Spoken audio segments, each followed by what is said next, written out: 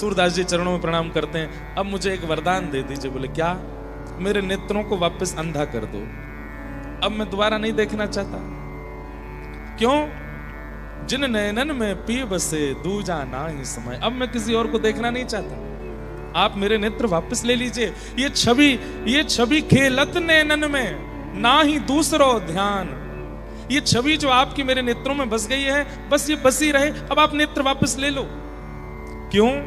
क्योंकि नेत्र रहेंगे तो देखते रहेंगे, और कहीं और अटक जाएं इस पर मुझे विश्वास नहीं है, मुझे अपने नेत्रों पे भरोसा नहीं है। आपको देख लिया, आप मुझे पुनः अंधा कर दो ताकि ये सदा आपके ही रहें और किसी का ध्यान ना करें।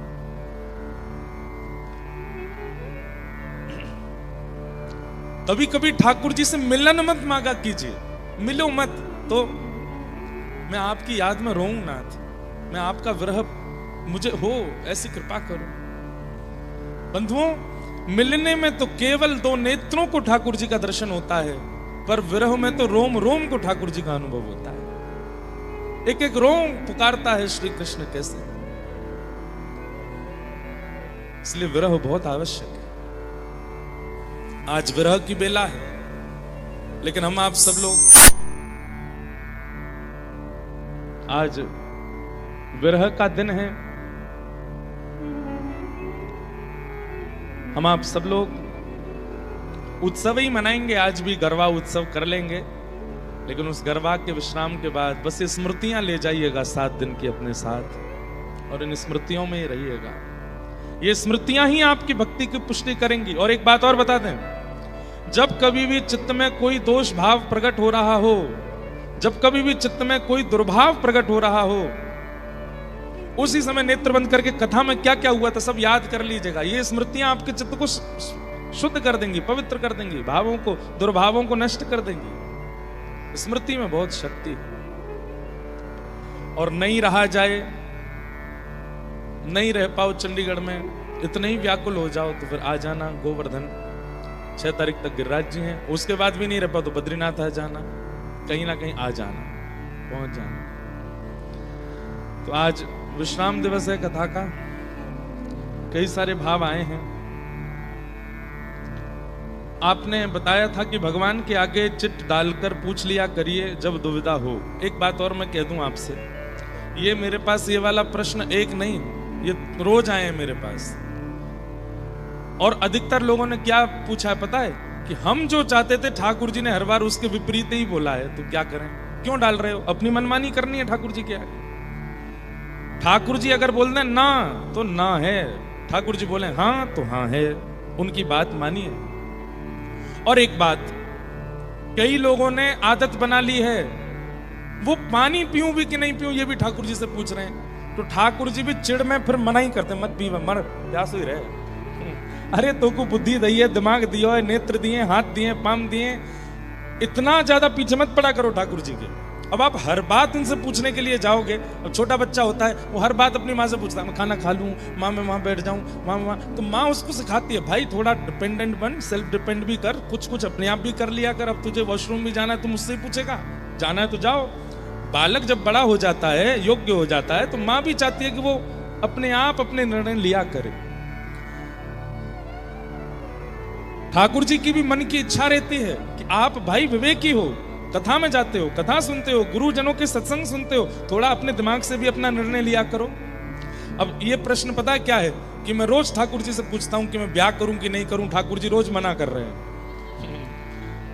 ठाकुर जी यहाँ पे गुस्सा में मना कर रहे हैं, बोले अब तू गृहस्थी है, ब्याह नहीं करेगा तो कहां जाए, कर ले ब्याह, अब मुझसे क्यों पूछ रहा है। जहां ऐसी दुविधा पड़ जाती हो कि अब कुछ नहीं समझ आ रहा है, बहुत बहुत प्रयास अपने दिमाग का कर लिया, बड़े जनों से आज्ञा ले ली, फिर भी आप निर्णय नहीं ले पा रहे हैं, तब जाइए ठाकुर जी के पास। और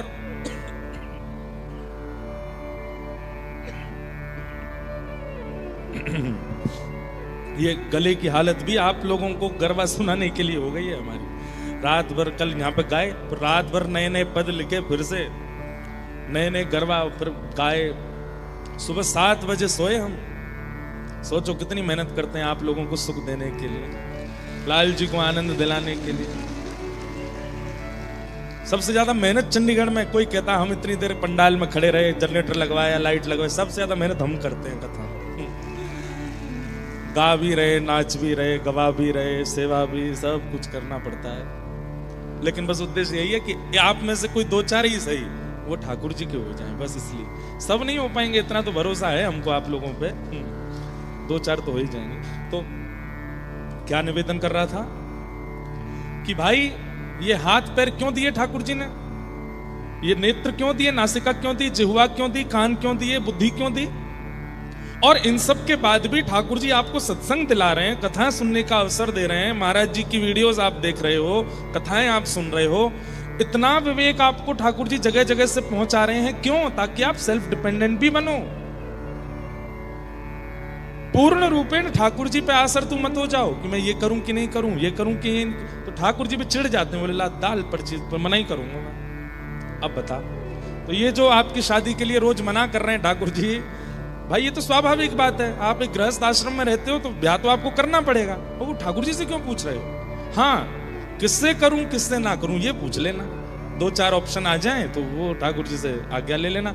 उसमें भी पहले खुद तहकीकात कर लेना, जिनसे ब्याह होने वाला है वो भक्त हैं कि नहीं, वैष्णव है कि नहीं, कथा वथा सुनने में दिक्कत तो नहीं करेंगे, वृंदावन जाने में कोई प्रॉब्लम तो नहीं। उनमें 2-3 अगर मिल जाए कि हाँ ये भी कथा सुनते हैं, ये भी सत्संग सुनते हैं, हम तो कहेंगे कि अपने होने वाले जो जिनसे ब्याह होने वाला उनसे बोलना, मैं एक लाइन गाऊंगा, आगे वाली तुम सुना दोगे तो ब्याह पक्का। कौन सा? जो कान्हा मेरो नाम न जाने, जो कान्हा मेरो नाम न जाने, जो कान्हा मेरो नाम न जाने, जो कान्हा मेरो नाम न जाने। और इसके बाद कहना सुनाओ, अगर सुनाया तो बरमाला संगी लाया हूं, अभी पहना दूंगा। अगर नहीं बता पावे कहना सॉरी, हम ब्याह नहीं कर सकते। भैया ये तो हमने एक एग्जाम्पल दिया है केवल, सीधी बात है, वैष्णव आप हो, आप भी ये देख लो कि वो वैष्णव है कि नहीं। फिर भी मन में संशय हो तो ठाकुर जी से पूछ लेना, तो ठाकुर जी देखना वही लेके आएंगे जीवन में जिससे भक्ति बढ़ेगी। इसलिए हर बात के लिए ठाकुर जी के पास मत जाया करो।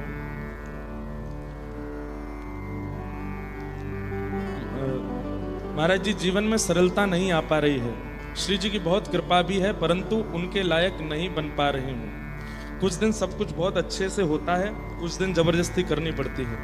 आपको एक बात बताऊं, पेन पेपर की व्यवस्था भी श्री जी ने ही की है पंडाल में।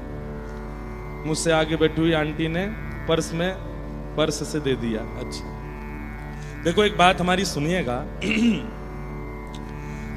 आप कथा सुनते हैं, भक्ति करते हैं, हम रोज कहते हैं ये बात कथा में, कथा सुनने और भजन करने का प्रतिफल क्या है? ठाकुर जी की प्राप्ति तो बहुत दूर है, बहुत दूर। सबसे पहला स्वरूप क्या है कि आपके अंदर दीनता आएगी। तृणादपि सुनीचेन, अपने आप को आप तृण के समान मानने लग जाओगे। और अगर ये भाव आपके चित्त में नहीं आ रहा है, अपने आप को दीन, अपने आप को सरल, अपने आप को सहज अगर आप नहीं मान रहे हो, तो इसका मतलब अभी भजन अच्छे से हो नहीं रहा है आपका। या फिर भजन तो होता है लेकिन किसी वैष्णव का अपराध भी होता है। भजन तो होता है, अब कहो तो कथा में आके हमारे प्रति अपराध कर रहे हैं कि कथा तो बढ़िया है, ये है, यहाँ तो ऐसे होता है, महाराज जी विलंब से आए कथा में, यूं हो रहा है, त्यों हो रहा है, ऐसे हो रहा है। कहीं ना कहीं आपसे कोई अपराध वैष्णव बन रहा है, या फिर आपका भजन जो है वो आलस्य पूर्ण हो रहा है, इसलिए दीनता, सरलता जीवन में नहीं आ रही है। क्योंकि भजन का सबसे पहला फल यही है कि व्यक्ति अपनी मान प्रतिष्ठा, यश, वैभव, कीर्ति और अपनी स्थिति से नीचे उतर आता है। अगर वो नीचे नहीं उतर करके आया है तो इसका मतलब है कि अभी भजन फलीभूत हुआ नहीं। कल कृष्णदास भैया आए थे, उन्होंने एक इतनी अच्छी बात बताई। उनके पूज्य गुरुदेव श्री चंद्रशेखर दास बाबा, जिनको पूरा व्रजमंडल प्रणाम करता है, बंगाल का शरीर था, लेकिन महाराज जी की देखो अब ये छोटी छोटी हरकतों से पता चलता है कि वो नाम और उनका भजन कैसा है। बोले महाराज जी कीर्तन चल रहा था और एक स्पीकर रखा है इतना दूर, जितना दूर वो कूलर है, और यहां बैठ के कीर्तन चल रहा है। अब बाबा के आने का रास्ता है ऐसे, यूं आकर के इधर बैठना है। तो कहते हैं कि वो ऐसे नहीं आए हैं, ऐसे घूम करके आए। तो सबने पूछा आप आगे से महाराज जी पधारो। तो क्या बोले? बोले वो स्पीकर में से नाम ध्वनि निकल रही है, मैं उसको लांग करके नहीं जाऊंगा, घूम करके जाऊंगा। उसको कैसे लांग सकते हैं?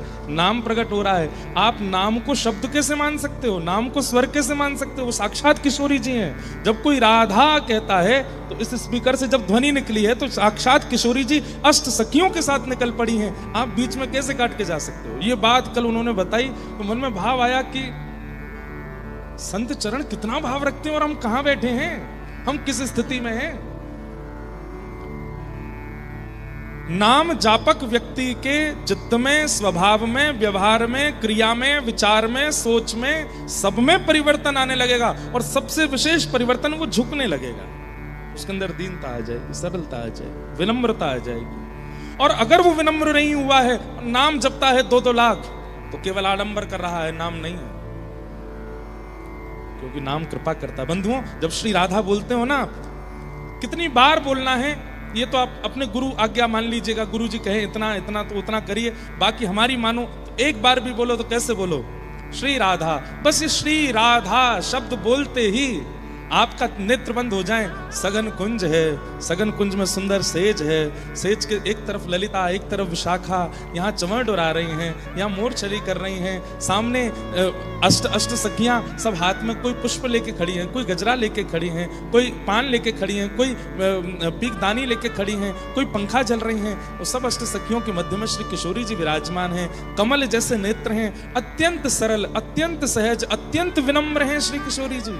उनका रूप देख करके नेत्र अश्रुओं से भराते हैं। श्याम सुंदर एक टेर लगा करके किशोरी जी को देखते रहते हैं। श्री राधा एक बार कहते ही इतना सब चिंतन होने लगा, आपका नाम आपको विनम्र बनाने लग जाए। लेकिन हम क्या करते हैं? राधा राधा राधा राधा, बस बोलते रहते हैं, बोलते रहते हैं। उसमें कुछ विचार ही नहीं है, कोई भाव ही नहीं है। कृपा तो नाम तब भी करेगा कि आप बिना किसी भाव के करो, लेकिन अगर इस प्रकार से आप विचार करोगे, और हर दिन नया। आज नाम कीर्तन में क्या विचार किया? यमुना का तट है, किशोरी जी चल रही हैं, नूपुरों की ध्वनि आ रही है, संत रसिक जन चारों ओर खड़े हैं, किशोरी जी की मधुर झांकी का दर्शन कर रहे हैं। श्याम सुंदर आगे आगे चल रहे हैं, अपने मुकुट से ऐसा एक पहरा कर रखा है ताकि सूर्य की किरण श्री जी के चरणों में ना पड़े। तो ठाकुर जी ऐसे अपना मुकुट करके चल रहे हैं कि किशोरी जी के चरणों में छांव होती जा रही है। कभी ले जाओ गिरिराज जी, आज गोवर्धन की तलेटी है, गिरिराज जी खूब विशाल हैं, ऊपर से झरना गिर रहे हैं, छोटे छोटे उसमें गुफाएं हैं। किसी गुफा में श्री जी के लिए ठाकुर जी ने भोजन की व्यवस्था की है, किसी गुफा में श्री जी के साथ ठाकुर जी चौसर खेलने के लिए विराजेंगे। इस सब व्यवस्था ठाकुर जी ने की है, वह श्री जी की प्रतीक्षा कर रहे हैं। किशोरी जी आई हैं, आते ही ठाकुर जी ने पहले प्रसाद पवाया है। किशोरी जी के मन भयो कि कछु फलन को रस पीनो है, तो ठाकुर जी फल के रस की व्यवस्था कर रहे हैं। अब किशोरी जी को चौसर खिलाने ले गए हैं, वहां से किशोरी जी के संग रास विहार कर रहे हैं, और फिर लौट करके ठाकुर जी किशोरी जी को बरसाना तक छोड़ते हैं, फिर नंद भवन जाते हैं। अब आप ये सब चिंतन नित्य नित्य नए नए करके नाम करोगे, आपका नाम फल नहीं देगा? निश्चित देगा। पर हम कुछ विचार नहीं करते, हम केवल शब्द रा और धा ये पूरा करना है हमको, इस पे लगे रहते हैं। मैं फिर कह रहा हूं, फल तो फिर भी मिलेगा, लेकिन लीला चिंतन करके चिंतन किया कीजिए। एक लाली कथा में आती है, आप विश्वास नहीं मानेंगे, वो ऐसा ऐसा चिंतन करती है, कभी कभी मुझे बताती है तो मैं प्रफुल्लित हो जाता हूं। एक बार उसने क्या चिंतन किया कि महाराज जी हमेशा ठाकुर जी और श्री जी पूर्णिमा पे क्यों मिलते हैं, अमावस्या पे क्यों नहीं मिलते?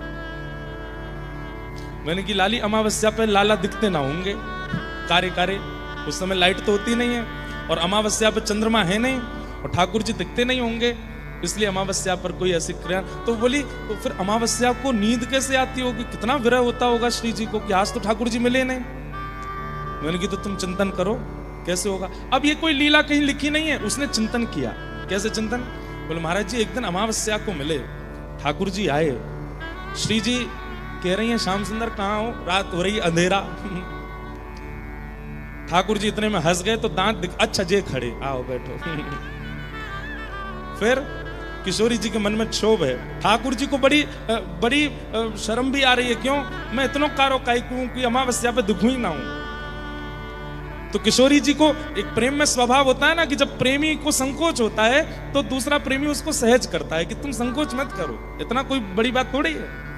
तो किशोरी जी कह रही हैं आप संकोच को नहीं श्री जी, मुख आपके काजे और भी सुंदर सुंदर वर है सके, आपने जे कन्हैया ही काई कुछ चुनो, देखियो अमावस्या पे दुखी ना हूं मैं। तो श्री जी के मन में आई इतना संकोच कर रहे हैं, कुछ होना चाहिए।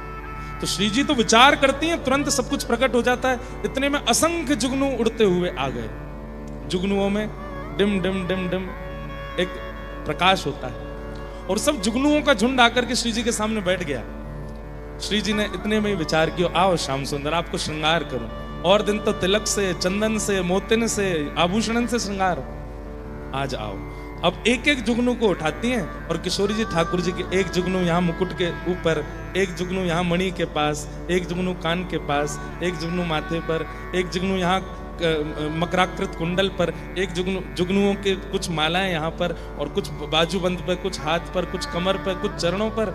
जैसे ही जुगनून ते श्रृंगार कियो ठाकुर जी मंदम मंदम श्याम सुंदर ऐसे मधुर लग रहे हैं, पीली पीली डिम डिम वो जुगनुओं की प्रकाश से इतने आनंदित हो रहे हैं। किशोरी जी इस रूप को देख करके बलैया ले रही हैं। तभी चंद्रमा ने विचार किया, अरे अमावस्या तू कितनी निर्दयी है, तू ठाकुर जी के और श्री जी के सुख के लिए प्रकट ना आ सके, तू पूर्णिमा को ना ला सके। तभी चिंतन देखिए, अमावस्या तो नहीं बदल सकती। तभी क्या हुआ, किशोरी जी ने ठाकुर जी की भुजा अपने कंधा पर रखी, अपने भुजा ठाकुर जी कंधा पे। ठाकुर जी चमक रहे हैं, किशोरी जी प्रेम भर करके देखती हैं तो किशोरी जी का जो तेज है वो और ठाकुर जी को प्रकाशित करने लगता है। दोनों युगल का प्रकाश सामने बह रही यमुना जी पर पड़ता है और जैसे ही कोई लाइट शीशा पर डालो तो रिफ्लेक्ट होकर के ऊपर जाती है। तो श्री जी और ठाकुर जी का प्रकाश जैसे ही जमुना जी पर पड़ा, जमुना जी ने उसी प्रकाश को रिफ्लेक्ट कर दिया आकाश की ओर, और जहां चंद्रमा अमावस्या का था वहीं पूर्णिमा हो गई और पूर्णिमा में पुनः ठाकुर जी का रास बिहार हो गया। हम करते हैं ऐसे चिंतन, ऐसे चिंतन करने पर नाम कृपा करता है। इसलिए नाम कोरा मत जपिए। मैं फिर कह रहा हूं तीसरी बार, कृपा तो फिर भी हो जाएगी पर कुछ चिंतन करके करो। ये कथाएं क्यों सुनते हो आप, ये लीलाएं क्यों सुनते हो आप, ताकि आपका भी अपना चिंतन बने, आप भी कुछ विचार कर सको। ये लीला कैसे हुई होगी, यहां कैसे हुआ होगा, ये क्रिया कैसे हुई होगी, विचार करो।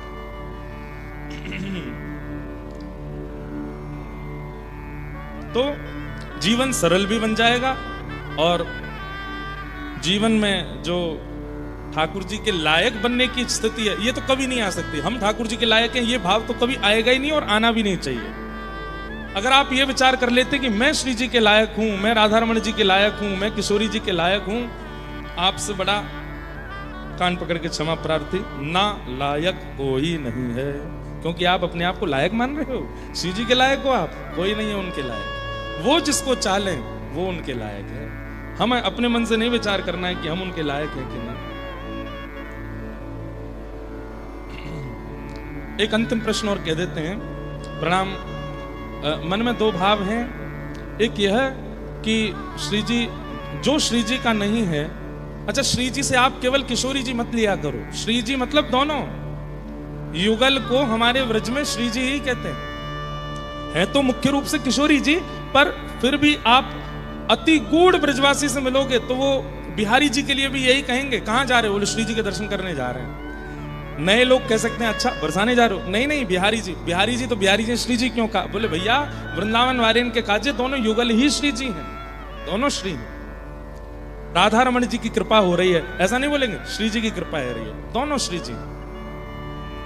तो मन में दो भाव हैं। एक यह कि जो श्री जी का नहीं है वो हमारा भी नहीं है, और एक भाव जो आपने कल कहा कि यदि कोई भक्ति भाव में नहीं है तो श्री जी से प्रार्थना करो कि जैसे उन्हें हमें अपनाया आप हमारे साथी को भी अपनाओ।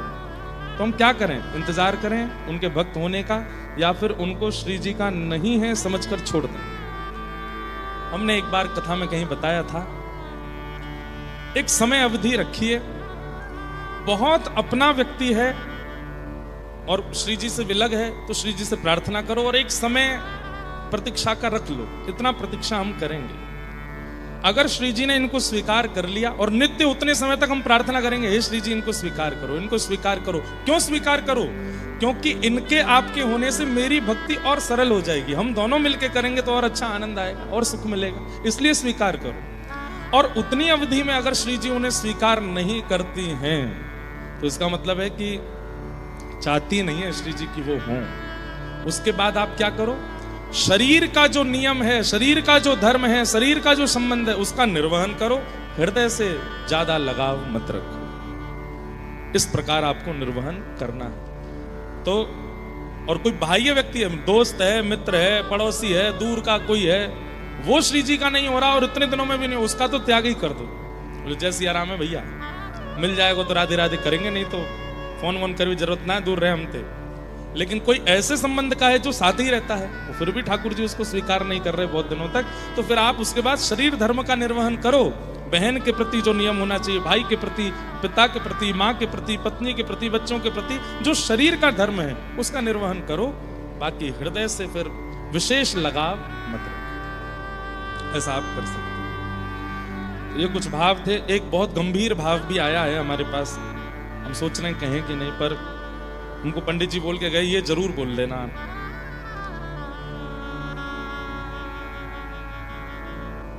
कोई बहन का शायद प्रश्न है कि उनके जो पतिदेव हैं वो 5 महीने पहले ही भगवत धाम प्रस्थान कर गए और उनका भी श्री जी से बहुत प्रेम था।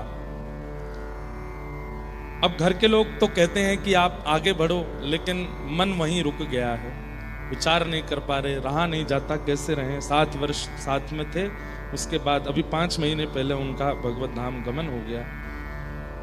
अब क्या करें? ऐसी स्थिति में एक विचार देखो, आध्यात्मिक भाषा कई बार ना बड़ी कड़वी होती है। सेम यही प्रश्न मीराबाई से एक ने किया था। आज ही मैं अभी जब आ रहा था, गाड़ी में ही पढ़ता हुआ आ रहा था कि भक्तिमती मीराबाई जब द्वारिका में विराजमान हुई, अभी हम कथा सुनेंगे, तब एक व्यक्ति का बिल्कुल 11-12 वर्ष का बालक खत्म हो गया और वो व्यक्ति इतना ज्यादा परेशान, इतने भार में इस बात से कि मैं अपने बालक को बचा क्यों नहीं पाया। इसी भार के कारण उस व्यक्ति के मन में बार बार ये भावना आने लगी कि मैं विरक्ति ले लूं, मैं संन्यास ले लूं, मैं सब छोड़ दूं। आप सबको हमारी आवाज आ रही है ना? हाँ, तो ध्यान से सुनो सब लोग। अब वो व्यक्ति इतना परेशान रहने लगा, मैं क्या करूं, क्या ना करूं। तो घूमता हुआ तीर्थों में जा रहा था, तब वो जब मीराबाई का नाम सुना तो द्वारिका में उनके पास गया और उनसे जाकर के भी उसने यही बात कही कि मेरा पुत्र चला गया और मैं तब से बहुत विचलित हूं, मैं क्या करूं। अब देखिए आध्यात्मिक भाषा कैसी है। हम किसी भी व्यक्ति के जाने पर, आप ये मत सोचिए ना कि मैं मंच पे बैठा हूं इसलिए ज्ञान दे रहा हूं। मेरे जीवन में भी कोई घटना, भगवान ना करे कभी घटेगी, मुझे भी पीड़ा होगी, मैं भी पीड़ित होऊंगा, मैं भी रोऊंगा, मुझे भी वो व्याकुलता होगी। लेकिन हाँ, इतना विश्वास कर सकते हैं कि ठाकुर जी की कथा कहते कहते कहते पीड़ा को पूरे जीवन पर हावी नहीं होने देंगे। पीड़ा होना, पीड़ा आना, किसी व्यक्ति का विरह होना, यह स्वाभाविक बात है, पर उस पीड़ा से अपने पूरे जीवन को विध्वंस कर देना, अपने आगामी जीवन को भी नष्ट कर देना, बिल्कुल एकांत में बैठ करके और ना खाना पीना, बिल्कुल इस प्रकार की स्थिति में आ जाना, ये उचित बात नहीं। पीड़ा सबके जीवन में आती है, कहीं छोटी, कहीं बड़ी, कहीं ज्यादा, कहीं कम। लेकिन उस पीड़ा से कुछ दिन पीड़ित तो सब होते हैं, पर उस पीड़ा से पुनः अपने आप को उठा करके चल पड़ना ठाकुर जी को बहुत प्रसन्न करता है। हम लोग देखते हैं कि बच्चे हमारे स्कूल में कंपटीशन कर रहे थे, दौड़ की कंपटीशन हुई, बच्चा हमारा गिर गया, गिरते ही माताएं परेशान हो जाती, अरे गिर गया। लेकिन वो बालक वहीं बैठ करके रोने लग जाए अपना पैर पकड़ करके, तो भाई अब फिर सब कहेंगे अब क्या करें, वो उठा लाओ इसको। लेकिन वो बालक गिरने पर भी उठ करके फिर दौड़ने लग जाए तो सब लोग उसकी प्रशंसा ही नहीं, भले ही वो हार जाए फिर भी उसकी प्रशंसा, उसका स्मरण, उसकी याद सब करते हैं। ठीक वैसे ही हम सब जीवन रूपी दौड़ में दौड़ रहे हैं। जीवन में आने वाली रुकावटें, कहीं ठोकर आती है, कहीं कुछ आता है, कहीं कुछ आता है, और हम गिर पड़ते हैं। और गिरने के बाद जब हम गिरे ही रहते हैं, ठाकुर जी फिर कुछ नहीं कहते, कहते हैं कोई बात नहीं, अब तो जो है सो है, दया आती है ठाकुर जी को। लेकिन जब गिरने के बाद हम पुनः उठ जाते हैं, रक्त निकल रहा है, चला नहीं जा रहा है, दौड़ा नहीं जा रहा, फिर भी परिश्रम करते हैं, फिर भी चलते हैं, ठाकुर जी भावुक नेत्रों से हमारा स्वागत करते हैं, हृदय से लगाते हैं। जीवन में जो भी परिस्थिति आई वो तुम्हारे प्रारब्ध के कारण आई है, लेकिन फिर भी तुम रुके नहीं, फिर भी तुम हारे नहीं, फिर भी तुम थमे नहीं, चल पड़े, निकल दिए। इसलिए मुझे अति प्रिय। जीवन में परिस्थिति कैसी भी आवे, परिस्थिति बहुत कठिन है जो आपने लिखी है, लेकिन इस परिस्थिति में आपको स्वीकार करना पड़ेगा कि अब जो हुआ वो हुआ। कथाएं सुनकर के, नाम आश्रय लेकर के, ठाकुर जी को अपना बना करके अब मैं आगे बढ़ूं।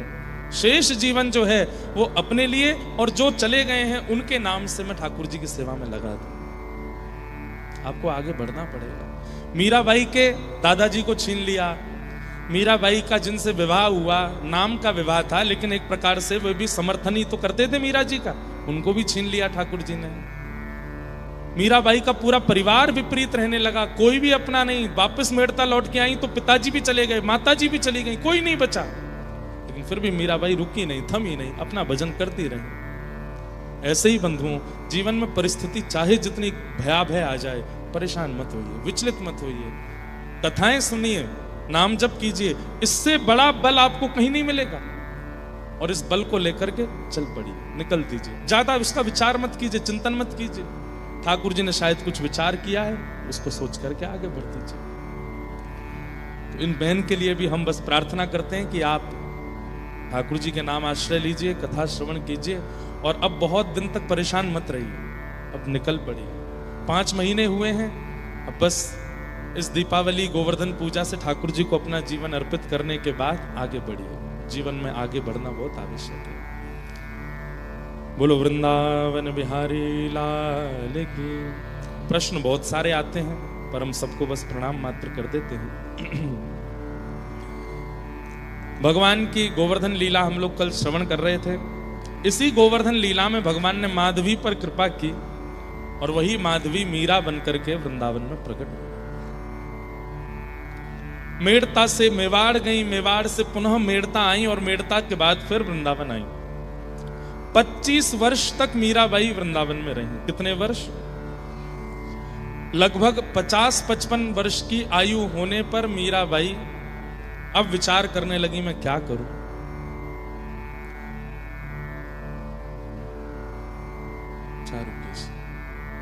और मीराबाई को एक दिन स्वप्न आया। बहुत ध्यान से सुनिए सब लोग। और मीराबाई ने स्वप्न में क्या दर्शन किया कि देव की मैया वसुदेव जी, जिनको वो अपना सास ससुर मानती हैं, मानती नहीं है ही, कलिकाल में भगवान ने मीराबाई से ब्याह किया है। तो मीराबाई के स्वप्न में आया कि देवकी और वसुदेव वो दोनों आपस में चर्चा कर रहे हैं कि 16,108 नहीं 16,109 बहुएं हैं हमारी, एक माधवी भी तो है। ये स्वप्न में देख रही है मीराबाई। तभी देवकी मैया कहती हैं, नहीं नहीं 108 ही हैं, 16,108 ही हैं। बोले क्यों? बोले एक तो ससुराल में ही नहीं आती ना, वो तो कहीं और रहती है, जो ससुराल में रहे उसी को तो हम बहू मानेंगे। ये बात स्वप्न में देखने के बाद मीराबाई उठ बैठी। ध्यान से सुनिएगा। और मन में विचार करने लगी कि ये संकेत है मुझे कि अब मुझे ससुराल की ओर जाना चाहिए। और मीराबाई ने मन बना लिया कि अब मैं वृंदावन से द्वारिका जाऊंगी। और बाईसा निकल पड़ी। वृंदावन की स्थिति उस समय बताते हैं, या तो ठाकुर जी के मथुरा गमन पर वृंदावन इतना रोया होगा, या 25 वर्ष बाद आज जब मीराबाई वृंदावन से जा रही हैं, पूरे वृंदावन के संत वैष्णव भक्त ब्रजवासी सब भावुक हो गए। कईयों ने आकर के प्रार्थना की। अच्छा, मीराबाई ने किसी को स्वप्न नहीं बताया, बस चल पड़ी। कईयों ने आकर के प्रार्थना की, हे भाई साहब आप ब्रज को कैसे छोड़ के जा सकती हैं, यहां तो आपके प्राण बसते हैं। भाई साहब कहती हैं, मेरे प्राण यहां बसते हैं, पर मेरे प्राणनाथ भी तो ब्रज से गए हैं। उनके भी तो प्राण वृंदावन में बसते थे। और शायद यही संकेत था कि अति प्रिय वस्तु, अति प्रिय स्थान, अति प्रिय व्यक्ति, कभी कभी उससे थोड़ी दूरी करनी चाहिए ताकि उसके प्रति प्रेम और प्रगाढ़ हो सके। आपको क्या लगता है कि वृंदावन छोड़ने में मेरी हालत खराब नहीं होती? मुझे बहुत पीड़ा है, मैं शायद जीवित ही ना रह पाऊं। ये वो वृंदावन है जिस वृंदावन के मार्ग की ओर चलती हुई मैं मूर्छित हो जाती हूं। उस वृंदावन से दूर जाना मेरे लिए बहुत पीड़ादायी है।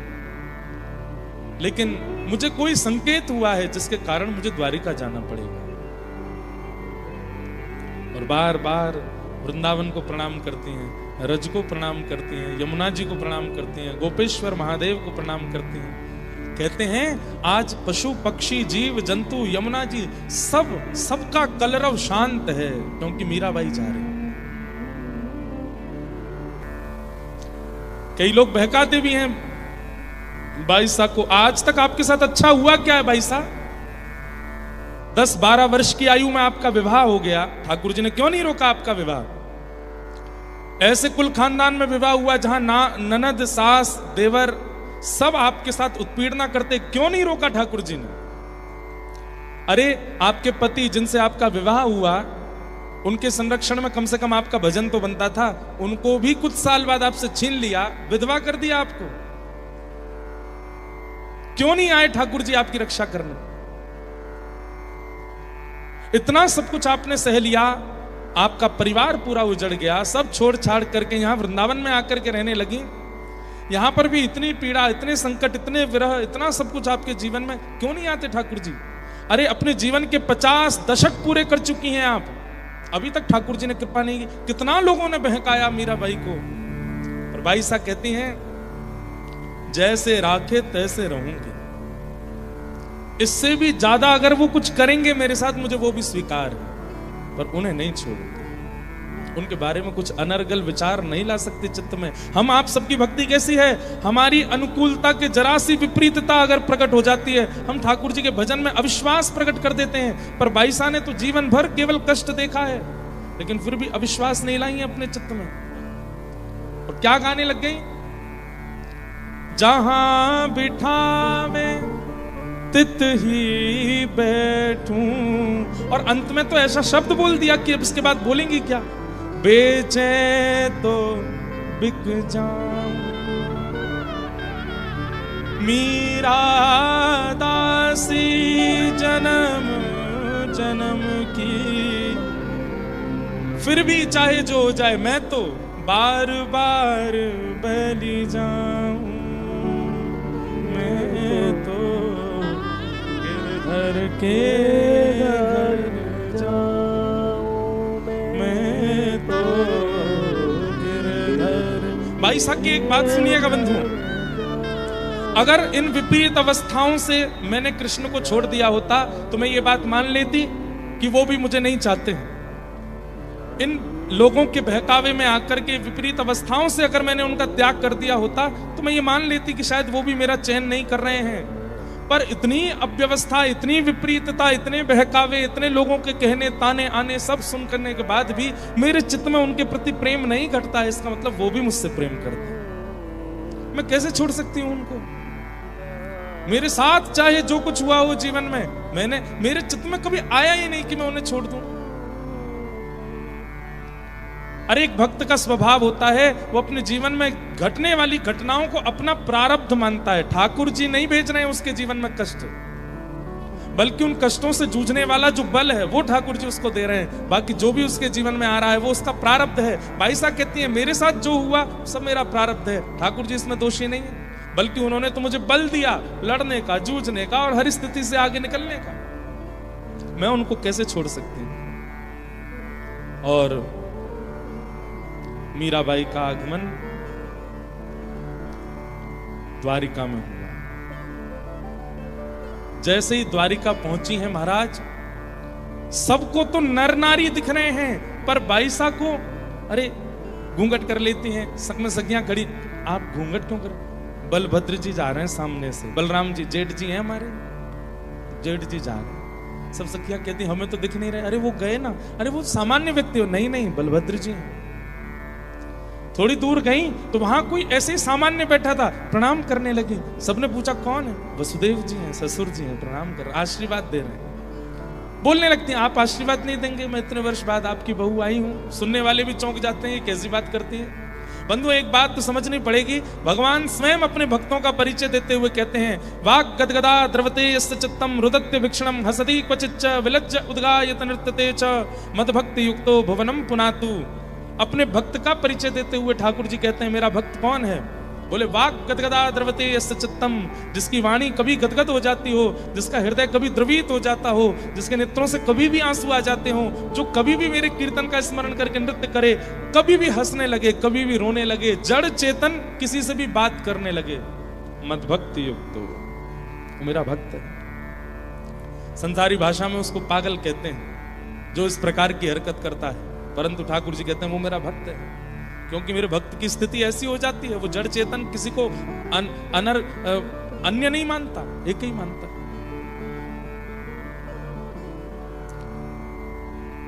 ध्वजा जी का दर्शन किया, शिखर का दर्शन किया, किसी से ये नहीं पूछती है कि द्वारिकाधीश कहाँ है, ये पूछती हैं हमारे प्राणनाथ, हमारे जीवननाथ, हमारे केवलाधार, हमारे जीवनाधार कहाँ हैं। सब पूछते हैं कौन है आपके जीवनाधार, केवलाधार।